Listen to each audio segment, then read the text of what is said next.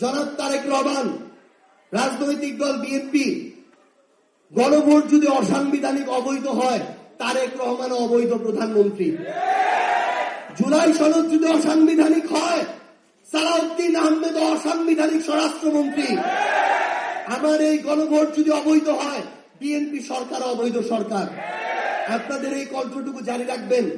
নতুন করে আওয়ামী লীগের কিছু কণ্ঠকে আমরা দেখতে পাই।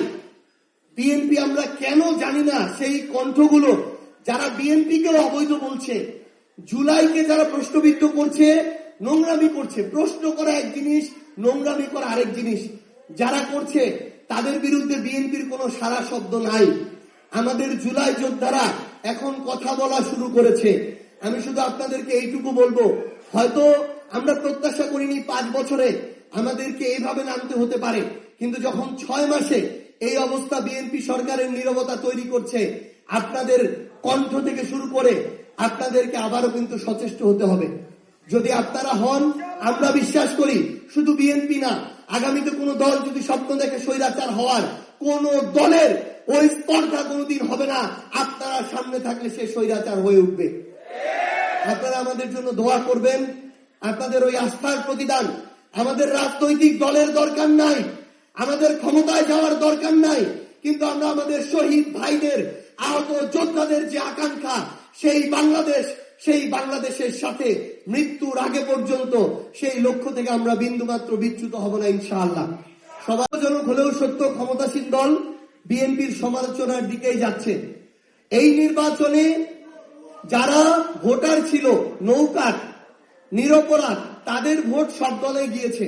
কিন্তু আওয়ামী লীগের নেতাদের সাথে স্থানীয়ভাবে, আমরা জানি না দলীয়ভাবে করেছে কিনা বিএনপি, কিন্তু স্থানীয়ভাবে বিএনপির প্রত্যেকটা এমপি ক্যান্ডিডেট স্থানীয়ভাবে আওয়ামী লীগের সকল নেতাদের সাথে নির্বাচনের 2-3 দিন আগে নেগোসিয়েশনের মধ্য দিয়ে তাদের ভোটগুলো আদায় করেছে। যার ফলশ্রুতিতে এখন জেলা ছাত্রলীগের সভাপতি সেক্রেটারি, আওয়ামী লীগের সভাপতি সেক্রেটারি, যুবলীগের সভাপতি সেক্রেটারি, তাদেরকে প্রোটেকশন দেওয়ার দায়িত্ব স্থানীয় বিএনপির এমপি মন্ত্রীরা হাতে তুলে নিয়েছে। আমরা এই সত্য কথাগুলো বলবো, নাম ধরে বলবো। এতে যদি চোখ উঠিয়ে নেন, আরো 1000টা আলিম প্রস্তুত আছে চোখ দিয়ে দেওয়ার জন্য। কিন্তু আগামীতে নাসিরউদ্দিন পাটোয়ারিরা বলেন কিংবা অন্য কেউ, আমরা আপনাদের সাথে আপনাদের ওই ভয়ে, রডের ভয়ে, পাথরের ভয়ে কথা বলা বন্ধ করে দিব না ইনশাআল্লাহ। আমরা একটা জিনিস শুধু আপনাদের সামনে একটু উল্লেখ করতে চাই, সেটা হচ্ছে আমাদের হবিগঞ্জের যে হামলাটা, অনেকে বলছে নাসিরউদ্দিন পাটোয়ারি একটু বেশি কথা বলেছে, এই কারণে হামলা করেছে। এবার আপনি একটু যুক্তিতে আসেন।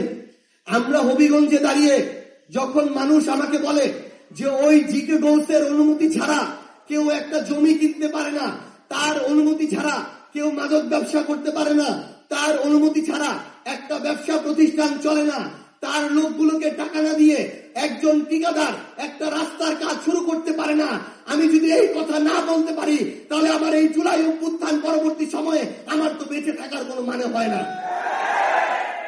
এই কথাগুলো যখন নাসিরউদ্দিন পাটোয়ারি বলল, তাহলে আক্রমণটা যদি শুধু তার উপরে হতো, তাও তাদের কথার যৌক্তিকতা থাকতো।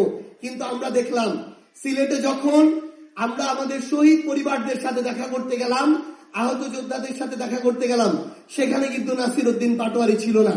সেই গাড়িতে আমি ছিলাম, ডক্টর আতিক মুজাহিদ এমপি ছিল, ডক্টর মাহমুদা মিতু এমপি ছিল।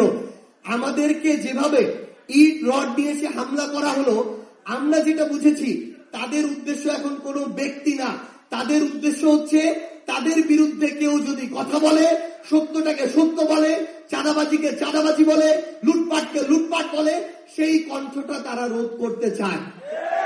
এখন আপনারা শহীদ পরিবার আছেন, জুলাই যোদ্ধা আছেন, আপনারা আমাদেরকে রায় দিন। চাঁদাবাজির বিরুদ্ধে কথা বলা আমরা বন্ধ করে দিব কি দিব না?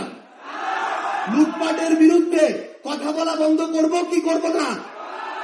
মাদকের বিরুদ্ধে কথা বলা বন্ধ করব কি করব না?